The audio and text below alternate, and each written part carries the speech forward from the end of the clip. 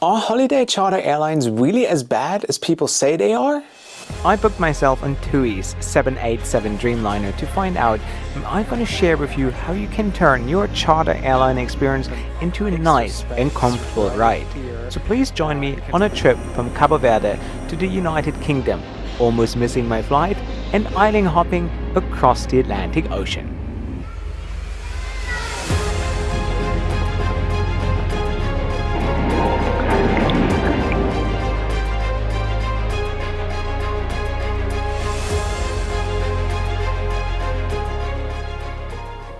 Guys, a beautiful good morning from Cabo Verde, pretty much from the middle of the Atlantic Ocean, putting a little break to the Africa tour because we have to relocate to London in order to fly the channel's favorite Air Peace, and to do so we are taking a proper holiday airline. I think we have never done this on the channel before. We are flying TUI on their Dreamliner to London Gatwick. But in order to get there, we have to get to another island first, which is also part of Cape Verde. But we will have to take a domestic flight on the national airline, Cabo Verde Airlines. So today it's going to be a lot of fun. So let's do this. Let's head to the airport.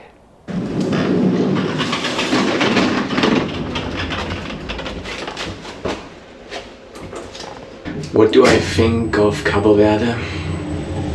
Nah. Kind of the same like Conakry. People aren't really the nicest here. I don't know. East Africa is always a hit or miss.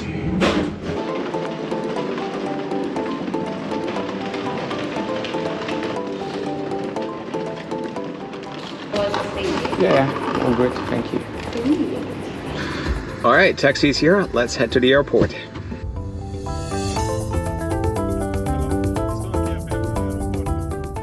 Even though Praia is the capital and biggest city in Cabo Verde, its airport is only the second busiest in the country. That's mainly due to the lack of resorts and holiday travelers that prefer other islands with better beaches. Guys, and here we are. Welcome to Nelson Mandela International Airport, named after the legend himself, probably one of the greatest African leaders the world has ever seen. And we're going to check in now to fly on an ATR, a little island hopper. Well, not so little, but going to Boa Vista in Sal, and then we're going to continue on TUI to London. So let's check in for our flight, our first flight of the day on Cabo Verde Airlines.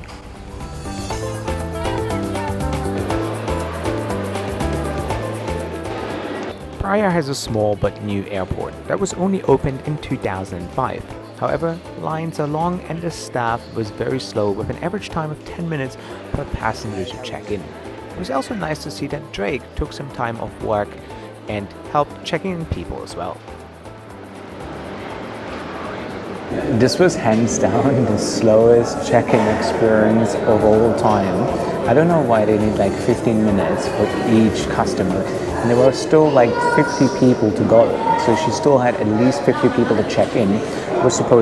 Boarding was supposed to start 6 minutes ago. So all of this wouldn't bother me that much if I wasn't on a very tight 2-hour connection in Seoul. So there's no plane, there's still like heaps of people to check in. Boarding was supposed to start 5 minutes ago. And yeah, the second I touch down in Seoul, I have to grab my bags and rush for the check-in counter for my flight to London. This is going to be quite hectic today. And for those saying, oh, you could have planned this all a lot better, the problem is there's barely any flights from here to Seoul. Ferries just go once a week, so it's really hard to plan accordingly. So just fingers crossed today. With a 20-minute delay, my plane would finally land, but I was a little confused because I booked myself on a flight on Cabo Verde Airlines and not Air Senegal. Is it going to be a dry lease with local crew, or perhaps a wet lease with Senegalese pilots and crew? I'm sure we'll find out soon. But since we are going to fly a British airline today, let's quickly talk about the new upcoming all 380 airline global airlines that will also operate under British flag soon. So please get ready to share your opinion in the comment section too. So guys, and while we wait for our ATR to get ready, people still disembarking. You probably have noticed the other ATR of Global Aviation, which is a charter airline from Burkina Faso. Not to be mistaken with Global Airlines, the 380 startup airline that is supposed to bring back the good old times. That is their slogan, and a lot of people constantly ask me, Josh, do you think Global Airlines will ever take off? Will they succeed? Is it a real thing? Because a lot of people say it's a scam and it will turn into a Netflix documentary one day. Personally, I'm too far away. I don't really know whether it's genuine or not. I mean, they got their first 380. What is my opinion? Will it succeed? Interestingly, I was invited to their lounge event in London last year. So the CEO was there, James. Then a good friend of mine who works for Global Aviation, Richard, who used to be with Airlines, really good friends. And I mean, they sound very hopeful. You know, they sound like that it eventually will work out, that it eventually will take off. Personally, when you talk to a lot of people from the industry and experts, they're very critical. I think I have tremendous respect for people who try, you know, who walk the talk. And James obviously is very outspoken and he is very ambitious and very passionate about it. So why not give him a chance, you know? If it succeeds and they take off and they try, they got a lot further than a lot of those people, those self-proclaimed experts who think they know everything better all the time. So why not give him a chance, you know? If it works, if they succeed, well done. We have another airline that's operating 380. It's pretty incredible. If it fails, if it really turns out to be a scam, I'm sure he will be held accountable for this as well. But it's a thing of our time that we always have to badmouth everything. We have to talk everyone down instead of like encouraging each other, instead of supporting each other. It's always, you always try to find a negative about everything. And I think this is what I don't like about that whole Global Airline case, that people try to trash talk it as much as they can. There were so many experts who've been predicting so many things for the pandemic or after the pandemic or what aviation going to look like. 99% of them were absolutely wrong, and it turned out to be quite differently. Also, aviation has recovered a lot faster than anybody was predicting. So yeah, I wish sometimes people would be a bit more positive and cheering for someone trying something, you know. And this is a pretty ambitious project, so why not wait and see for the results and what's going to happen. Yeah, that is my opinion on Global Airlines. It'd be nice to see them succeed. If not, we will have a great Netflix documentary. That's how I look at it, but give the boy a chance. Now let's board our plane. Guys, are you still looking for some really cool Christmas presents? Well, look no further. I just dropped my new collection, including this really cool Cahill hoodie. Instant upgrade as soon as you step on board. Or how about starting your day drinking your lovely morning coffee out of this really beautiful Cahill mug? Or how about those really cool Cahill keyrings removed before flight? They look really cool on your carry-on, or many other ideas. So check out the link in the description box below. Merry Christmas.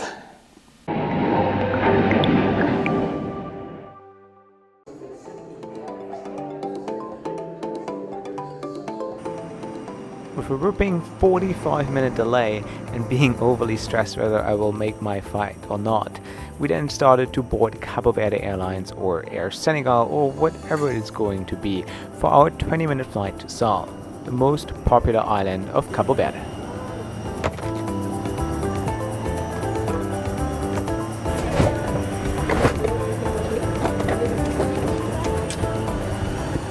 So guys, we're finally on board Air Senegal, Cabo Verde Airlines. I don't really know.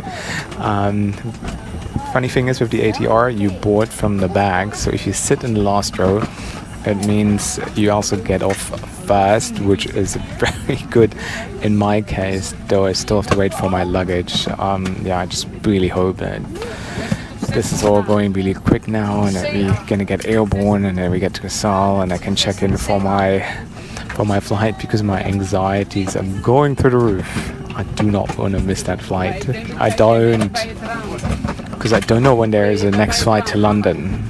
It's probably not that easy to get out of Seoul.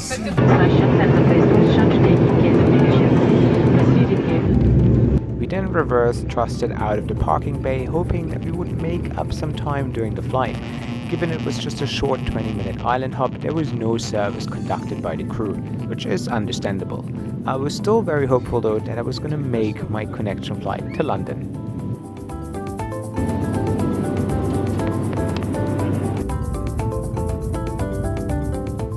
With Seoul in sight, I was gonna get ready for another scary ATR landing, which in my experience are always the scariest of any airplane type. Do you agree that ATR landings are a bit adventurous? Let me know in the comment section below.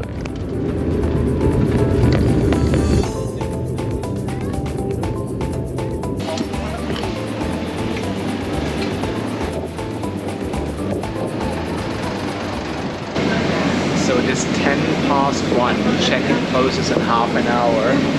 So I hope I'm gonna get my bag on time, and I'm gonna make the deadline for the check-in.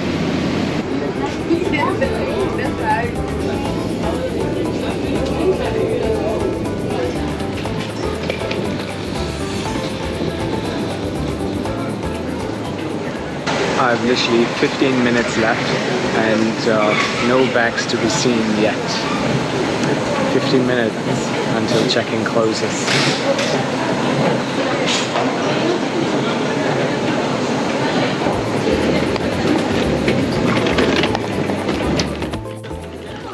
And as my bag finally arrived, I rushed my way to the departure area, and given my luck today, I was picked by security for a random security screening, which means they wanted to go through both my bags. Why me? I don't have time. Check-in closes in 5 minutes.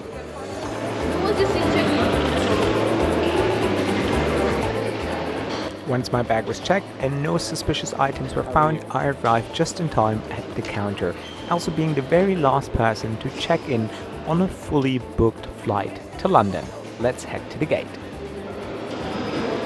Guys, I just made it last minute. The Dreamliner just landed, so we're gonna head to the gate, but before, let me have a little snack, because it's quite a stressful journey so far. Then we're gonna check out the TUI holiday charter flight to London. TUI Airways has a quite big fleet, actually, consisting of 67 planes, of which most of them are narrow-body Boeing 737s, but they also operate 13 787-8s and -9 Dreamliners to various holiday destinations around the world.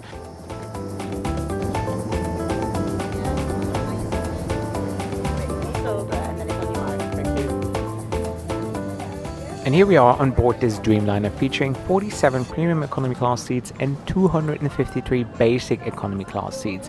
But let me show you the best seat on this flight to make this a more comfortable ride for you as well.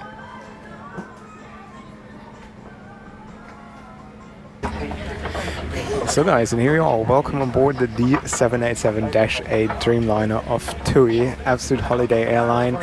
Quite interesting to listen to this holiday crowd. And I got the last seat, as you can see, in economy class. And the benefits is that you get some extra space right here.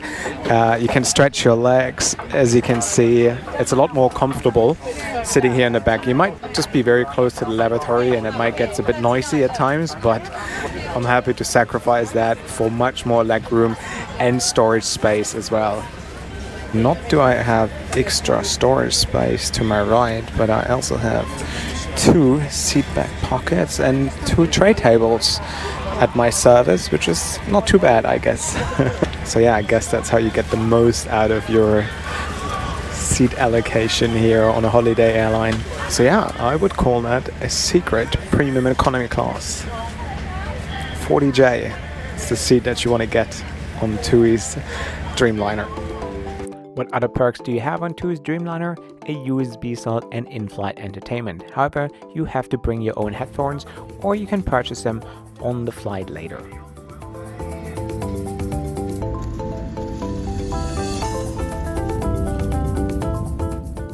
We then pushed back for an on-time departure for our 6-hour flight to London. A lot of you guys ask about the gear I use to film my flight reviews, so I put together a comprehensive list of items on my website. The link is in the description box below.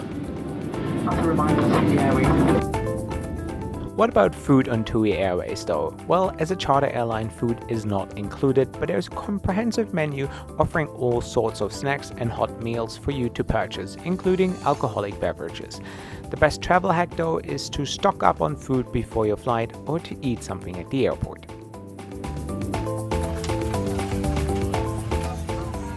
So guys, we are halfway through the flight. It's a proper holiday airline. There is no meal service. You can purchase a couple of snacks, and they have pretty nice snacks. They even have nuggets and toasties, like all of my favorites, but you have to purchase them. They have in-flight entertainment, a couple of movies. Crew is really, really lovely. They're very nice. They're all British, and Brits, they get along, you know, wherever they go.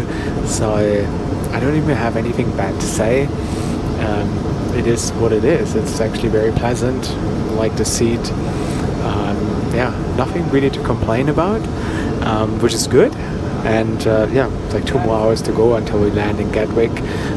But yeah, TUI, crew, seat, everything is top notch. And it's also quite interesting to see that the crowd, which usually has a bit of a reputation, that holiday crowd, but no, they're not rowdy and they're well behaved. It's very pleasant as well. Like, nobody's running around, nobody's getting like obnoxiously drunk or anything like this. So yeah, everyone is well behaved. It is not as bad as I thought it would be. You know, I've been on flights where it was a lot worse. So yeah, also that is perfectly fine. Nothing that scares me on this flight, to be honest.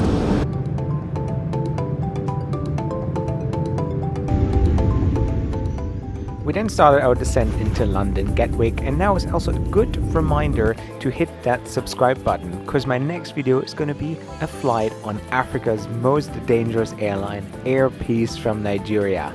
And if you are subscribed already, put on the notification bell so you won't miss out on that video. Thank you very much.